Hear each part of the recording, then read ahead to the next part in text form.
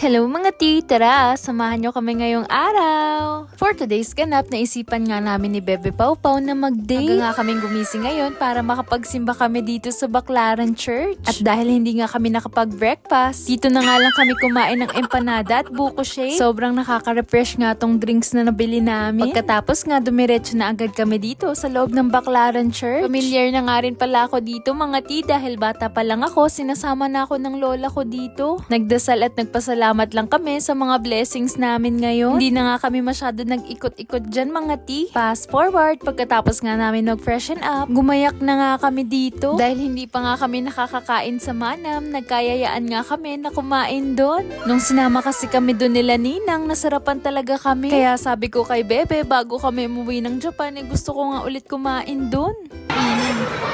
Ito At ito, next time. Agat, sige. Ano pa? At dahil medyo matagal nga yung pila, naglolokohan na nga lang kami dito. At finally, after 20 minutes, natawag na nga rin kami mga tea. Medyo matagal nga yung waiting time namin dito. Hindi ko alam kung dito lang sa Ermita branch. Dahil bestseller nga tong ube sago, ito nga yung tinry ko. At yung kay Bebe Pau Pau nga, buko pandan. Umorder nga rin pala si Bebe dito ng lumpiang sariwa. At in fairness, mukhang masarap. どっちの方が美味しいこっち本当 Sarap. Wow. Hindi mo tikman?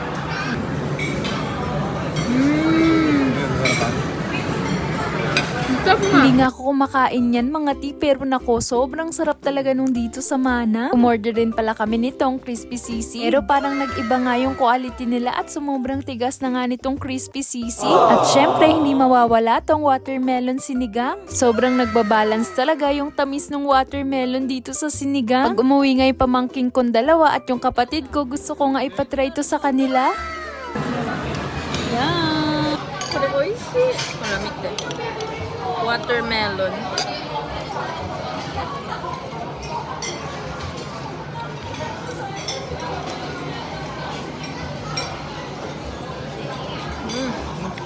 Nakita ko nga rin pala sa TikTok na masarap tong beef salpikaw nila, kaya in-order din namin.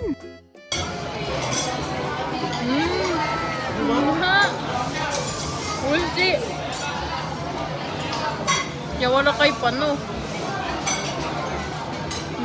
Siyempre, hindi mawawala ang picturean. Para nga meron kaming memories. Kitang-kita nyo naman sa pisngi namin, nahiyang talaga kami sa Pinas. Ciao! Pagkatapos nga namin kumain, namili nga kami dito ng mga pasabay ng kaibigan namin. At syempre, yung mga pahabol ni Mama na papabili niya. Para na nga ako magtatayo ng sari-sari store. Ciao! May nakita nga ako ditong tender juicy hotdog at gusto ko nga mag-uwi. Kaya lang bawal yan. Dito na nga pala kami namili nung iba sa malapit na groceryhan sa amin. Para nga hindi na hassle mga tea. Mili nga rin pala ako dito nung Goldilocks moist cake. Favorite ko nga yung chocolate niya. At walang pahinga-pahinga mga tea, aayusin na nga natin to dahil malapit na tayong umuwi. At chika ko lang mga tea, wala nga pala kaming timbangan. Mabuti nga, meron yung kapitbahay namin. Shoutout sa'yo Carlo, thank you sa pagpahiram sa amin. Grabe mga tea, lang oras din kami nagbagahe. At bumili pa nga si Bebe ng mga pansit canton dahil sayang daw yung natitirang kilo. Yun lang for today's video.